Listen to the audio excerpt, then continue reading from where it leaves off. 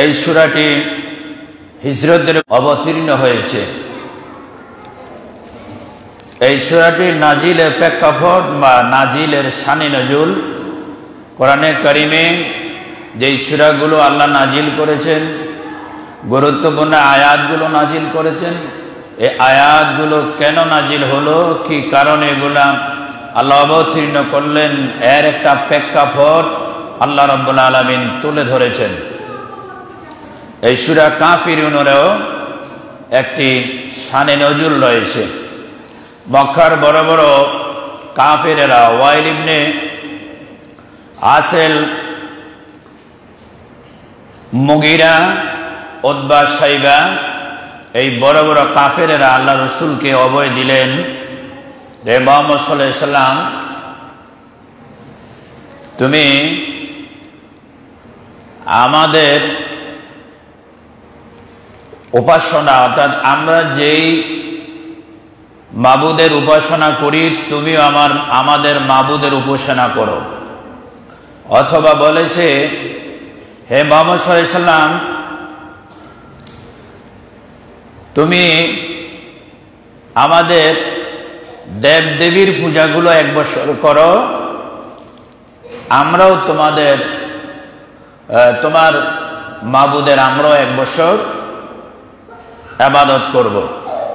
অথবা বলছেন, হে মুহাম্মদ সাল্লাল্লাহু আলাইহি সাল্লাম, তুমি আমাদের মূর্তিগুলাকে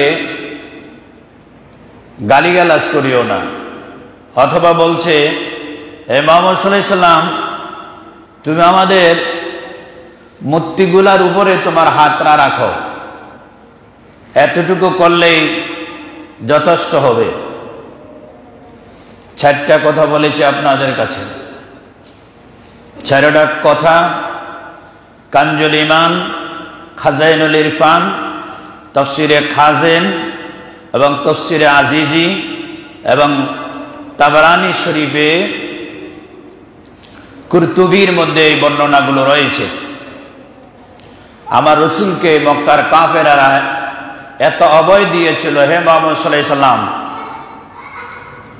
তোমার মক্কাতে কি প্রয়োজন আমাদেরকে বলো, অট্টালিকা ধন সম্পদের পাহাড় আমরা তোমাকে দেব, এই পৃথিবীর সবচেয়ে সুন্দরী যে নারীটা সেটাকে আমরা তোমাকে দেব,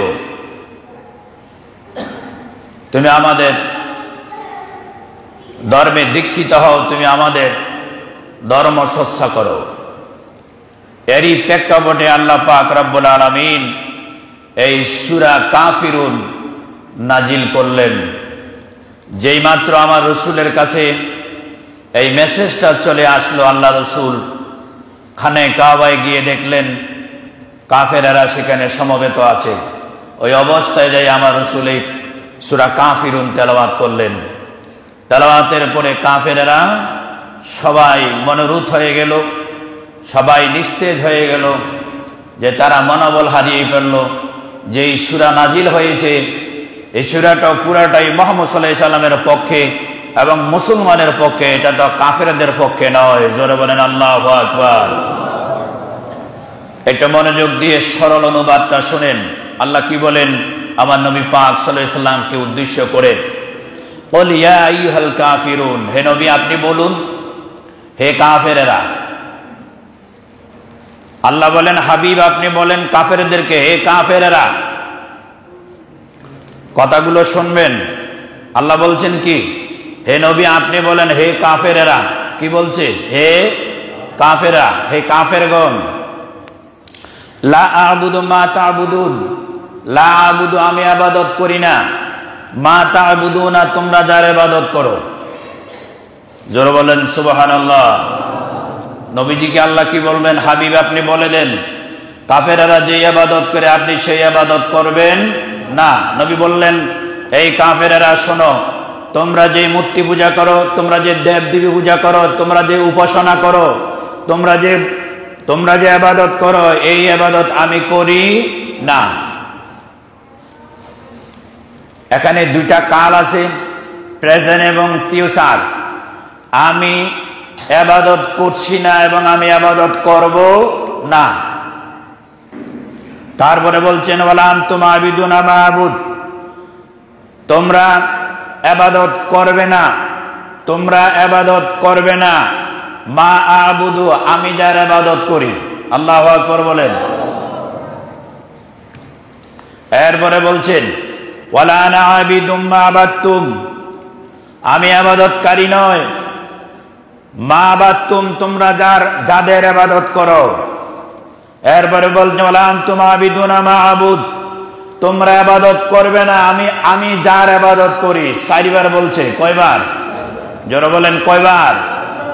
কাফেরদেরকে আল্লাহর হাবিবের মাধ্যমে আল্লাহ ইনফরমেশন দিলেন, হাবিব আপনি কাফেরদেরকে বলে দেন আপনি এক ছত্র মালিক, এক ছত্র মুক্তার, যিনি আসমানের মালিক, যিনি জমিনের মালিক, যিনি চন্দ্রের মালিক, যিনি সূর্যের মালিক, এই কাফেরদেরকে যিনি সৃষ্টি করেছেন তিনি হলেন আল্লাহ, তিনি হলেন খালেক।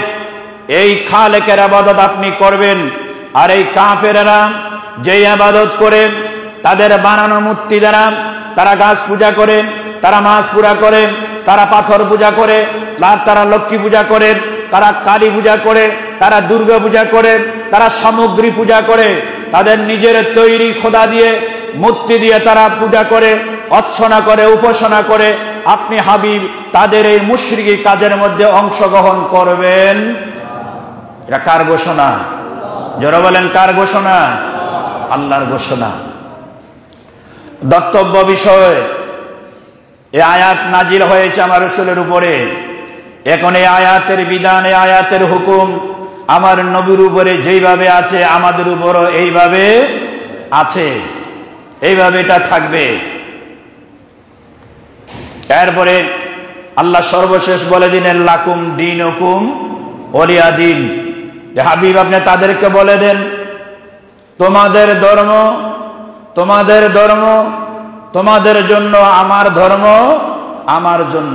জোরে বলেন আল্লাহু আকবার। এই জায়গাটার মধ্যে বাংলা বিশ্লেষণ আছে, এই জায়গাটার মধ্যে বুঝার বিষয় আছে যে লাকুম দীনুকুম, তোমাদের ধর্ম, ওয়ালিয়া দিন, আমার ধর্ম। নবী বলছেন আমার ধর্ম, তো নবীর ধর্মের নাম কি? জোরে বলেন নবীর ধর্মের নাম কি? আমাদের ধর্মের নাম কি? আল্লাহর মনোনীত ধর্মের নাম কি? ইসলাম। এটা আল্লাহ শিখিয়ে দিয়েছেন। আল্লাহ বলে দিয়েছেন আমার নবীকে, হাবিব আপনি বলেন আমাকে আল্লাহ যে নির্বাচিত করেছেন, আমার জন্য যে ধর্ম আল্লাহ দিয়েছেন এটা আমার ধর্ম, আমার ধর্মের নাম ইসলাম, আল্লাহর মনোনীত ধর্মের নাম ইসলাম, সার্বজনীন ধর্মের নাম ইসলাম, মানবতার ধর্মের নাম ইসলাম, জগতের সর্বশ্রেষ্ঠ ধর্মের নাম। এই জন্য আল্লাহ আমার হাবিবকে সেপারেশন করে দিচ্ছেন।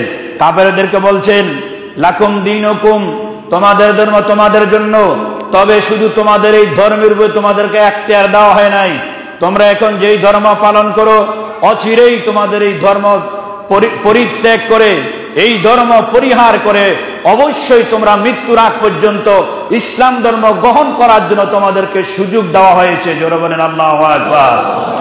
এরপরেও যদি কাফেররা, মুশরিকরা, ইহুদিরা এই সুযোগ থাকার পরেও তারা তাদের বাপদাদার ধর্ম মানেন, তারা তাদের পূর্বপুরুষদের ধর্ম মানে, তারা তাদের নিজের তৈরিকৃত মূর্তি পূজা তৈরি করে তারা ধর্ম মানে, এটা তারা দাবি করে তাদের ধর্ম।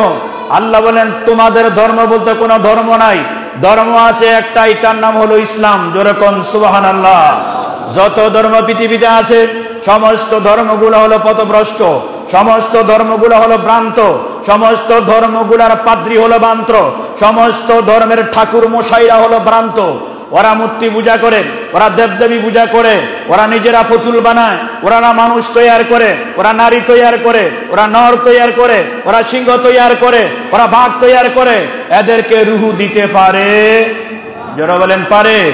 তারা যে মূর্তিগুলা তৈরি করে রুহ আছে, এগুলোর ভিতরে প্রাণ আছে? প্রাণ নাই। এই জন্য মুসলমানদের শিক্ষা, মুসলমানদের তালিম, তরবিয়ত হলো কাফেরদের সাথে ধর্মীয় মৌলিকভাবে কখনো তাদের সাথে একমত পোষণ করা যাবে। কথা বুঝবেন? পৃথিবীতে একটা মাত্র ধর্ম সার্বজনীন, সেটার নাম কি? জোরে বলেন, এটার নাম কি? আর আমরা এই ধর্মের অনুসারী, আমরা এই ধর্মের অনুসারী। একটা ধর্ম শুধু পৃথিবীতে সার্বজনীন, সকলের জন্য গ্রহণযোগ্য, যে যখন মনে চায় তখনই গ্রহণ করতে পারবে। আর মুসলমান যারা, তারা তো বংশগতভাবে, জন্মগতভাবে তারা মুসলমান হয়ে মায়ের গর্ভ থেকে আসে। জোরে বলেন সুবহানাল্লাহ। হাদিস শরীফে আছে শুধু মুসলমান নয়, পৃথিবীতে কুল্লু মাউলুদিন ইউলাদু আলাল ফিতরাতে ইউহাব্বিদানি আও ইউনাসসিরানি আও ইউমাজ্জিসানিহি। পৃথিবীতে প্রত্যেকটা বনি আদম মায়ের গর্ভ থেকে যখন দুনিয়া আসে, মায়ের রেহেম থেকে যখন পৃথিবীতে আসে, প্রত্যেকটা শিশু সন্তান ইসলামের উপরে তার ভূমিষ্ঠ হয়, ইসলামের উপরে তার জন্ম হয়। জোরে বলেন আল্লাহু আকবার। আর এই তার পরিবর্তন কেন হয়? তার এই পরিবর্তন হয় ইউহাব্বিদানিহি আও ইউনাসসিরানিহি আও ইউমাজ্জিসানিহি। এই শিশু সন্তানটা ইহুদি হয়, এই শিশু সন্তানটা নাসারা হয়, এই শিশু সন্তানটি অগ্নি পূজক হয়। এটা একমাত্র তার পিতামাতার কারণে। কার কারণে? পিতামাতার কারণে। পিতামাতা মুসলমানের, সন্তানরা মুসলমানের বাবা এবং মুসলমানের মায়েরা ছোট ছোট বালিকা মেয়েদেরকে নিয়ে ঘরের মধ্যে নামাজ পড়ে, এই জন্য তারা নামাজ শিখে যায়। বাবারা ছোট ছোট ছেলেদেরকে মসজিদে নিয়ে আসে, ঈদগাহে নিয়ে আসে, লগে নিজে নিজে রেখে ওরা নামাজ শিখায়। এই জন্য মুসলমানের ছেলেরা যায় মসজিদে, আর কাফের মুশরিকের ছেলেরা যায় মন্দিরে, আর কাফের মুশরিকের ছেলেরা যায় গির্জায়, আর কাফের মুশরিকদের ছেলেরা যায় ওই যে ত্রিপিটকে। মুসলমানের ছেলেরা আসে মুসলমান মসজিদের ভিতরে। এটা একমাত্র পিতামাতার কারণে হয়। জোরে বলেন আল্লাহু আকবার। এখন আপনাদেরকে আল্লাহ মেসেজ কি দিচ্ছেন? সার্বজনীন ধর্ম ইসলাম, অন্য কোন ধর্ম সার্বজনীন হতে পারে? ওদের কোনো মূল নাই, ওদের কোনো সনদ নাই, ওদের কোনো সার্টিফিকেট নাই, ওদের কোনো দলিল নাই। ইসলাম ধর্ম মনোনীত ধর্ম, এটা দলিল আছে। এই দলিল ঘোষণা দিয়েছেন আল্লাহ, ইন্না দীনা ইনদাল্লাহিল ইসলাম। জোরে বলেন আল্লাহু আকবার। অবশ্যই মনোনীত সার্বজনীন গ্রহণযোগ্য ধর্মের নাম হলো ইসলাম। এটা আল্লাহর নিকটে মনোনীত গ্রহণযোগ্য ইসলাম। জোরে বলেন সুবহানাল্লাহ। বন্ধুরা আমার, এখন মানবতার ইসলাম, ধর্ম আর মানবতা, এটা আকাশ পাতাল ব্যবধান। আপনি মানবতা করতে পারবেন অন্য ধর্মাবলম্বীদের সাথে, মানবতা চলবে, লেনদেন চলবে, ব্যবসা বাণিজ্য চলবে, উঠাবাসা চলবে, বাজার চলবে, মার্কেটিং চলবে, বিজনেস চলবে, ব্যবসা চলবে। এটা মানবতার কারণে ইসলাম ধর্মের সাথে মিলিত করে। এই কথা মনে রাখবেন। বিপদ বললে তাকে সাহায্য করা যাবে, অসুস্থ হলে তাকে সেবা করা যাবে, অ্যাক্সিডেন্ট করলে তাকে সুসজ্জা করা যাবে, অসুবিধায় থাকলে তার অসুবিধা দূর করা যাবে, তাকে কেউ ক্ষতিগ্রস্ত করলে তার উপরে গিয়ে তাকে সাহায্য করা যাবে। কিন্তু এই বলে আমার ধর্মের মূল ফান্ডামেন্টাল যে বিষয় আছে, মৌলিক যে বিষয় আছে, এই বিষয়গুলাকে কোরবানি করে অন্য ধর্মাবলম্বীদের সাথে একাত্মতা ঘোষণা করা যাবে। মনে রাখবেন, সংহতি, সংহতি একটা শব্দ সবাই জানেন। এই সংহতি শব্দের অর্থ কি? কে এটা কোন অর্থে নিচ্ছেন ডিকশনারি দেখবেন এবং অভিধান দেখবেন। সংহতি শব্দের অর্থ কি? সংহতি শব্দের অর্থ একাকার হয়ে মিলে যাওয়া নয়। সংহতি শব্দের অর্থ হলো সাময়িক সহযোগিতা করা। কি করা? সাময়িক সহযোগিতা করা। এই সংহতি অর্থ বলতে তারা পূজা করবে, তারা অর্চনা করবে, তারা কালী মন্দিরে যাবে, তারা দুর্গা পূজায় যাবে, আমরা তাদের সাথে গিয়ে একাকার হয়ে তাদের সাথে মিলেমিশে আমরা বৈঠক করব, আমরা মিটিং করব, তাদের পূজা মণ্ডপের মঞ্চের মধ্যে গিয়ে আমরা মুসলমানরা ত্রিপিটক পাঠ করব, আমরা সেখানে গিয়ে তাদের গীতা পাঠ করব। এটার নাম কখনো সংহতি হতে পারে?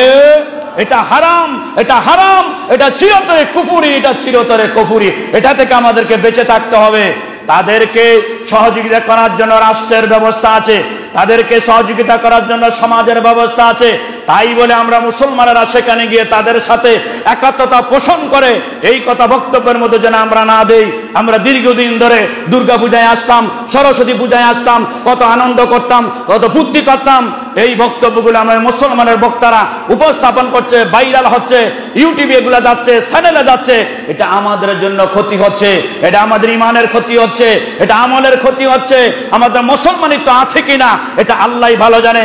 কাফের আমার আল্লাহ রাসূল বলেছেন, মুসলমান তোমার সে দূরের হোক আর কাছের হোক আর নিকটের হোক অন্য রাষ্ট্রের হোক, সে যদি মুসলমান হয় তে তোমার মুসলমান ভাই, সে তোমার ভাই, সে তোমার বন্ধু।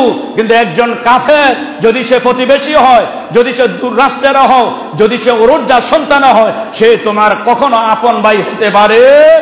তাকে তার মতো করে সেবা করতে হবে, তাকে তার মতো করে আমার মুসলমান ভাইয়ের মতো করে তাকে মনে করা যাবে না। কারণ অলওয়েজ কাফেররা মুসলমানদের শত্রু, কখনো মুসলমানের বন্ধু হতে পারে। এই কথা মনে রাখতে হবে আমাদেরকে। কোন কৌশলের বিনিময় বা কোন হিকমতের বিনিময় যদি করে থাকেন, তবে মৌলিক বিষয়গুলোকে প্রাধান্য দিয়ে আপনার ইমানটাকে আগে সেভ করে, আপনি আপনার ইমানটাকে আগে কন্ট্রোল করে তারপরে আপনি অন্য ধর্মাবলম্বীদের পূজা অর্চনায় যাবেন। সেখানে গিয়ে তাদেরকে আপনি মঞ্চুটার দরকার নাই, সেখানে বক্তব্য প্রয়োজন নাই, সেখানে তাদের ত্রিপিটক পাঠ করার দরকার নাই, আপনি সেখানে তাদের মন্ত্র পড়ার দরকার নাই, হরে হরে রাম রাম কৃষ্ণ কৃষ্ণ সেই পূজা মণ্ডপের কাছে জামাতে নামাজ পড়ার দরকার নাই। এই নামাজ আপনার দরকার নাই, এই নামাজ আল্লাহ কবুল করবে না। এই নামাজ আপনি লৌকিকতা করেছেন, মানুষকে দেখানোর জন্য করেছেন। কারণ একদিকে পূজা মণ্ডপের আপনার সেখানে তাদের পূজা করছে, ঢোল বাজাচ্ছে, বাঁশি বাজাচ্ছে, 5 থেকে 10 হাত দূরের ভিতরে 20 হাত দূরের ভিতরে আপনি জামাতে নামাজ পড়ছেন। এটা লোক দেখানো ইবাদত। এই সব ইবাদত দিয়ে মুসলমান ইসলাম ধর্মকে কলঙ্কিত করা যাবে? আমার কথা নয়। 1 বছর থেকে 1.5 বছর আগে একজন ইসলামিক স্কলার ইন্তেকাল করেছেন। আপনারা জানেন উনি একজন আন্তর্জাতিক মানের বক্তা ছিলেন, যদিও আকীদা ভিন্ন ছিল। ওনার একটা বক্তব্য ভাইরাল হয়েছে চ্যানেলে, আপনারা দেখবেন উনি কি বলেছে। ওনার বক্তব্যটা শুনেন, সোশ্যাল মিডিয়াতে খুব ভাইরাল হয়েছে ওনার বক্তৃতাটা। ওয়ার্ল্ডে ফেমাস একজন বক্তা উনি, যদিও আমাদের আকীদার সাথে ওনার একটু গরমিল ছিল, সামান্য গরমিল ছিল। মৌলিক বিষয়গুলো উনি খুব খুব তুখুর ছিলেন এবং এই বক্তব্যটা উনি উপস্থাপন করেছেন। কাফেরদের সাথে মুসলমানদের কোন রকমের হৃদয়ের সঙ্গম থাকতে পারে এবং বলছে এই কাফেরদের কোন অনুষ্ঠানে সংহতি প্রকাশ করা, ইচ্ছাকৃতভাবে মৌলিক বিষয়কে কোরবানি দেওয়া চিরতরে হারাম এবং কুফুরি, চিরতরে হারাম এবং কুফুরি। এটা আল্লাহ রসুলকে আমার আল্লাহ সূরা কাফিরুনের মাধ্যমে সতর্ক করে দিয়েছেন। আর ইবাদত তো হবে ওটা যেটা আমার নবী করেছে আর আমার নবী আমাদেরকে করার জন্য বলেছে, এটার নাম হলো ইবাদত। জোরে বলেন সুবহানাল্লাহ। এখন আপনারা যে নামাজ পড়ি, এটা কার শিখানো? নবী শিখানো না? জোরে বলেন কার শিখানো? এই যে মসজিদে এসে জুমার নামাজ পড়েন, আমরা বক্তৃতা দেই, এই বক্তব্য তো নবী দিয়েছেন, খোলাফায়ে রাশিদিন দিয়েছে, আমাদের আকাবেরেরা দিয়েছে, আমার নবী দিয়েছে। আমার নবীর শিখানো বক্তব্য আমরা দেই, আপনারা আমার নবীর শিখানো নামাজ পড়েন। কথা বলেন ঠিক না বেঠিক? তাহলে ইবাদত তো ওইটা হবে। আল্লাহ তো জানাইয়ে দিয়েছে, হাবিব আপনি ওই ইবাদত করেন যেই ইবাদত আমি করার জন্য আপনাকে বলেছি। জোরে বলেন সুবহানাল্লাহ।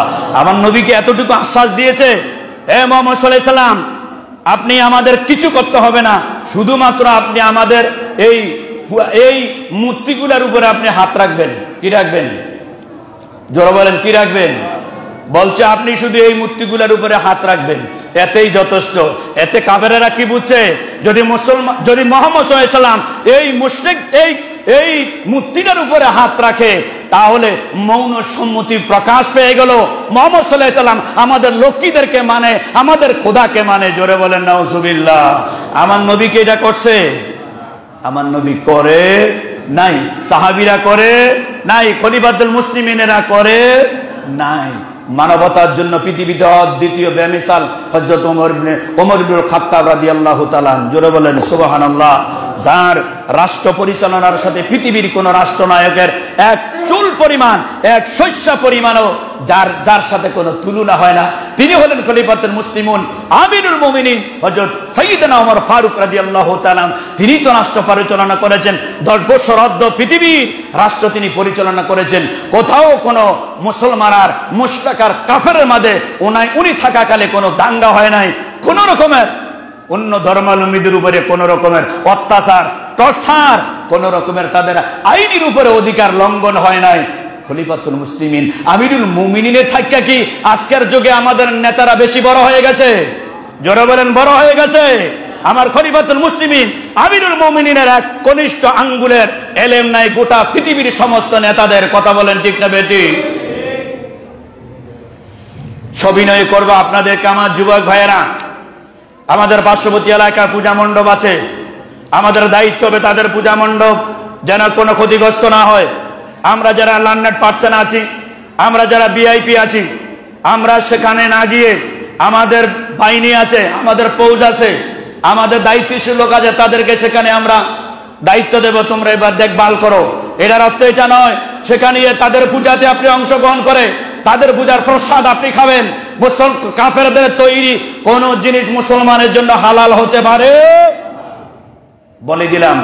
এরপরেও যদি আপনারা যান সেটা আপনাদের বিষয়, কিন্তু তাদেরকে নিরাপত্তা দেওয়া আমাদের সকলের দায়িত্ব। তারা তাদের মতো করে তাদের ধর্ম পালন করছে, তাদেরকে এখতিয়ার দেওয়া হয়েছে। এই সূরা কাফিরের মধ্যে আল্লাহ কিয়ামত পর্যন্ত এখতিয়ার দেওয়া হয়েছে যে একটা কাফের সারাটা জীবন কুপুরি করেছে, মূর্তি পূজা করেছে, যত রকমের কুপুরি করার দরকার সে করেছে। আল্লাহকে সে মানে না, রব মানে না, খোদা মানে না, প্রভু মানে না, আল্লাহ মানে না, কিছুই মানে না। কিন্তু মৃত্যুর 1 মিনিট আগে শুধু সে এতটুকু পড়ছে লা ইলাহা ইল্লাল্লাহ মুহাম্মাদুর রাসূলুল্লাহ ফাদাখালাল জান্নাহ। জোরে বলেন সুবহানাল্লাহ। কাফেরদেরকে এত স্যাক্রিফাইস আল্লাহ করেছে, কাফেরদেরকে এতটুকু ছাড় আল্লাহ দিয়েছে যে তোমাদের জন্য এখতিয়ার আছে।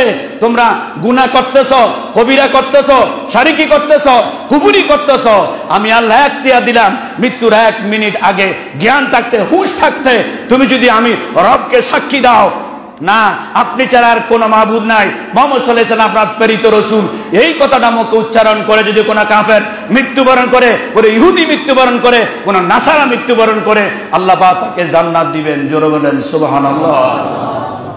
এটা কাফেরদের জন্য কত বড় সুবর্ণ সুযোগ আল্লাহ এখতিয়ার করে দিয়েছে। তাই আসুন মানবতার খাতিরে, মানবীয় কারণে, রাষ্ট্রীয় কারণে, প্রতিবেশীর কারণে তাদের সাথে আমাদের বাহ্যিক সম্পর্ক থাকবে, মৌলিক কোন সম্পর্ক তাদের সাথে থাকবে না। আমাদের 5 ওয়াক্ত নামাজ হয়, আমি জানি প্রশাসন থেকে বলা হয়েছে আমাদের নামাজের টাইমে তারা যেন মাইক না চালায়, তারা যেন ঢোল তবলা না চালায়, এটা তাদেরকে বলা আছে, এটা তাদেরকে বলে দেওয়া হয়েছে। তারা ওই দিকে পালন করছে। যদি পালন না করে তাদেরকে দাঙ্গামা দরকার নাই, হাঙ্গামা দরকার নাই, আক্রমণের দরকার নাই। তাদের পাদ্রী আছে, তাদের ঠাকুর মশাই আছে, তাদের বড়জন আছে, তাদের সাথে কথা বলেন আমাদের 5 ওয়াক্ত নামাজের সময় এখন থেকে এতটুকু পর্যন্ত এই সময়ের ভিতরে আপনারা মাইক বাজাবেন না। এই কথা আমরা বলতে পারবো না? এই কথা আমরা বলতে পারবো। এই জন্য আপনাদের কাছে আমার আকুল নিবেদন, তবে যুবক ভাইরা, আমি আজকে কয়েকদিন ধরে মোবাইলের ভিতরে এই ফেসবুকে এবং সোশ্যাল মিডিয়াতে, ইউটিউবে বিভিন্ন রকমের বক্তব্য দেখতেছি, বিভিন্ন রকমের আলোচনা শুনতেছি। এগুলা শুনতে শুনতে বিরক্ত হয়ে গেছি এবং কষ্ট লাগতেছে।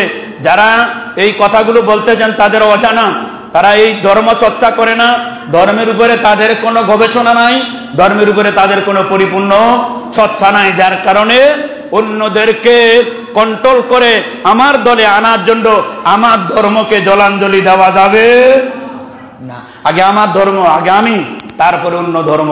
আমাদের এই দেশে মুসলমানের সংখ্যা হলো 90, আর বাকি গোষ্ঠী হলো মাত্র 10%। আর এই 10%-এর ভিতরে 5% হলো সনাতন ধর্মের লোক। এর মধ্যে ভোটার পাওয়া যাবে সর্বোচ্চ 1%। আমি আপনাদের কাছে আকুল নিবেদন করব, অনুরোধ করব আপনাদেরকে, আমরা কথা বলতে গিয়ে, কারো প্রশংসা করতে গিয়ে, কোন ধর্মের প্রশংসা করতে গিয়ে আমরা যেন এমন বক্তব্য না দেই যে বক্তব্যের কারণে আমি কুফরি করে ফেলতেছি, যে বক্তব্যের কারণে আমার ইমান চলে যাচ্ছে। আমি ওই মঞ্চে গিয়ে কি বক্তব্যটা দিব এটা আমি আগে অ্যানালাইসিস করব। আগে আমি এই কথাটা জানবো, এই কথাটা জেনে আমি কি কথাটা সেখানে বলবো। আমার ধর্মের উপরে যেন কোনো আঘাত না আসে, কারণ আমরা মুসলমান শ্রেষ্ঠ জাতি, আমাদের ধর্ম শ্রেষ্ঠ, আমাদের ধর্মগ্রন্থ শ্রেষ্ঠ, আমাদের রসুল শ্রেষ্ঠ, আমাদের নবী শ্রেষ্ঠ, আমাদের আল্লাহ, আমাদের মহান রব সর্বশ্রেষ্ঠ। জোরে বলেন সুবহানাল্লাহ। সুতরাং সর্বশ্রেষ্ঠ লোকদের বক্তব্য অন্য ধর্মাবলম্বীদের জন্য সহনীয় হবে, সহায়ক হবে, এটা উগ্র হবে না, এটা বিভ্রান্তিকর হবে না। এটাই মুসলমানের প্রতিনিধিদের আদর্শ, এটাই হবে মুসলমানদের প্রতিনিধি যারা, এটাই হবে তাদের সবচেয়ে বড় মহান হাতিয়ার। আল্লাহ পাক আমাদেরকে এই কথাগুলো মানার তৌফিক দান করেন, সবাই বলেন আমিন। তাদের রসগোল্লা আমরা খাইতে হবে। এই যুবকেরা বলেন, আপনারা কি তাকে রসগোল্লা খাইতে হইব? হ্যাঁ, তাকে প্রসাদ খাইতে হবে। আমরা লাগা টান পড়ছে, আমরা অভাব হইছে, কষ্ট পাবেন আপনারা বললে। এটা তো সোজা কথা। আপনারা দেখেন, আমরা দেখি না? আমিও তো দেখি, আপনারা তো দেখেন। আমাদের দুই ঈদে তারা সংহতি প্রকাশ করতে আসে? বলেন তো, দুই ঈদে আমাদের মুসলমানদের সাথে হাত মিলাই তো তারা আসে, বুকের সাথে বুক মিলাইতে আসে। তা আপনি কেন ডাকছেন? বুঝলাম যে কোনো কারণে যাচ্ছেন, রাষ্ট্রীয় কারণে যাচ্ছেন। সংহতি শব্দ